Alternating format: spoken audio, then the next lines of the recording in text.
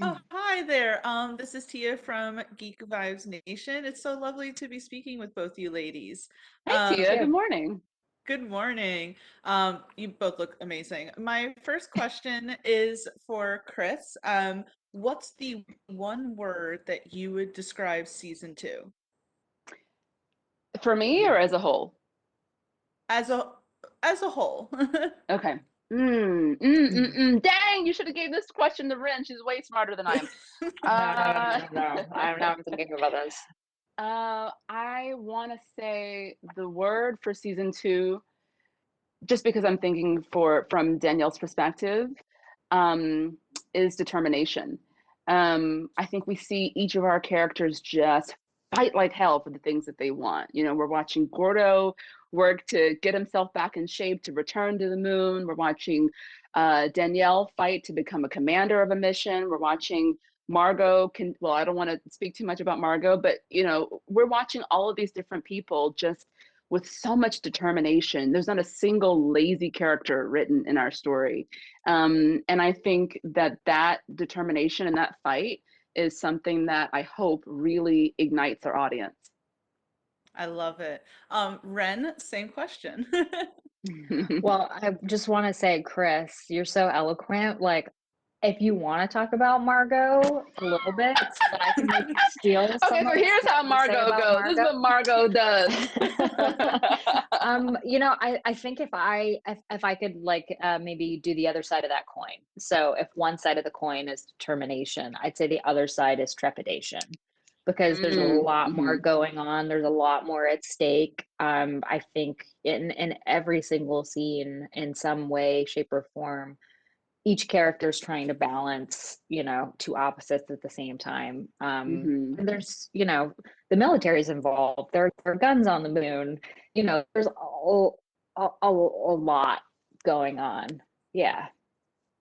I love That's that. more than one word, but let's just go with trepidation. Mhm. Trepidation, determination, and Mhm. trepidation. I like that.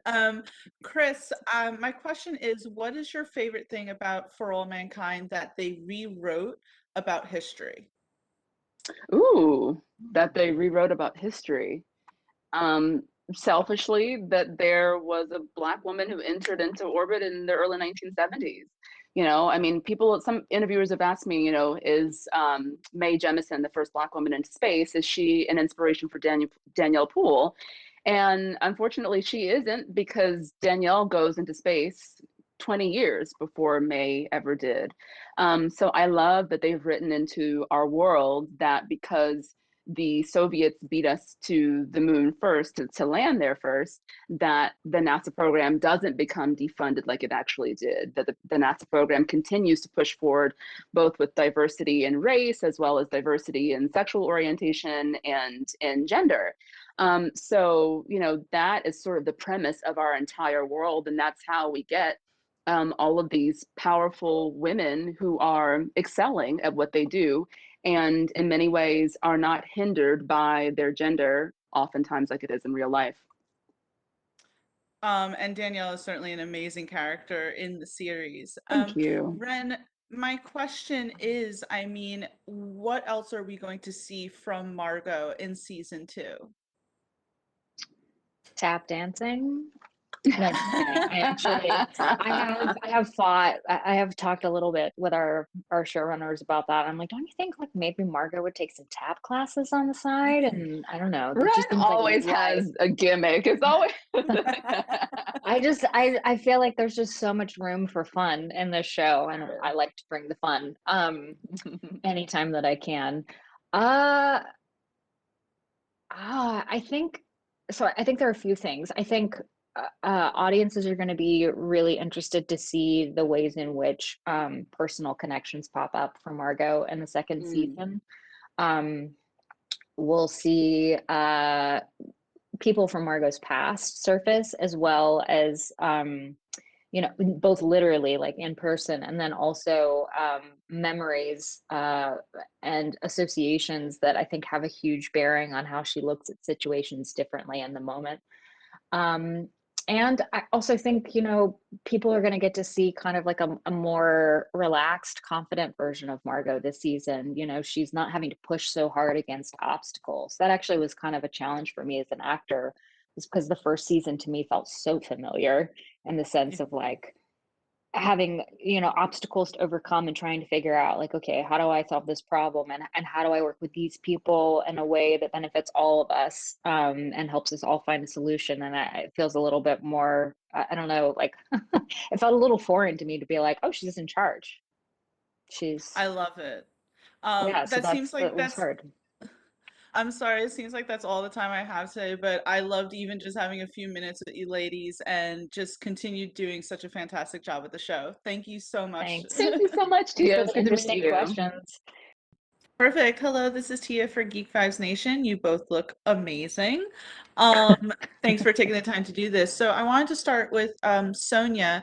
Without giving too much away, what are the mental effects that Molly will go through after being grounded in episode 1 of season 2?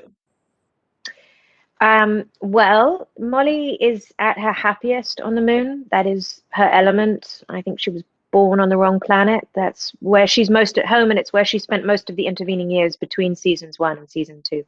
So anytime Molly's back on Earth is hard for her. And now she's back on Earth with a secret, which I think is harder still.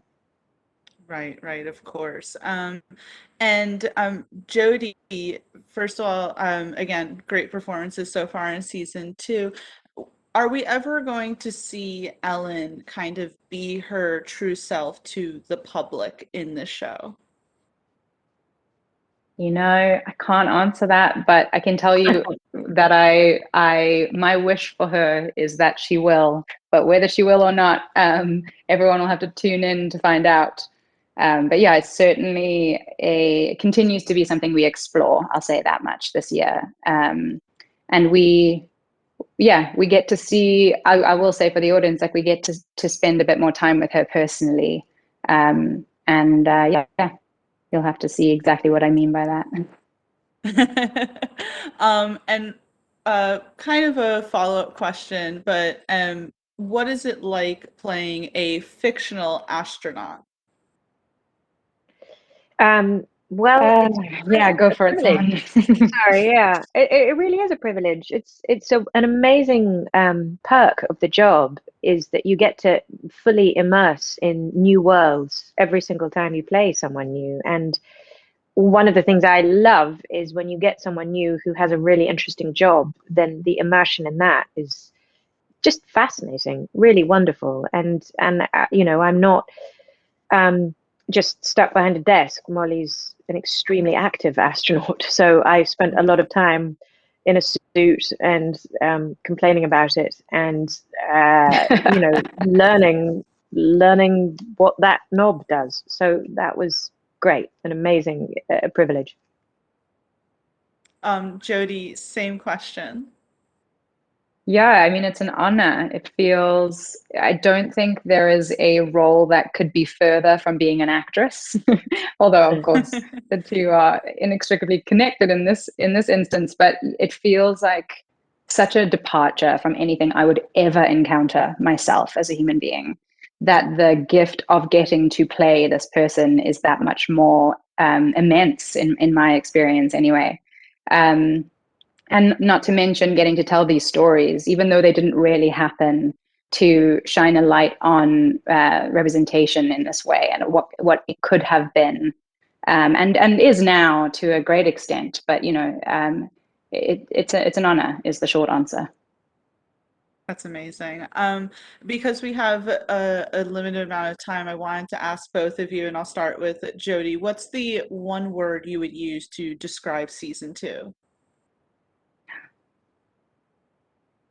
Epic or saga, one of those two. Love it. Sonya? Tense.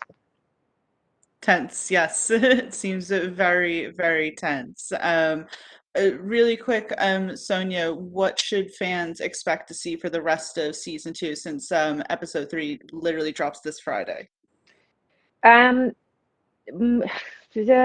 just really high stakes all the time. You know, is the moon going to be taken over by rivaling nations? Whose side is who anybody on?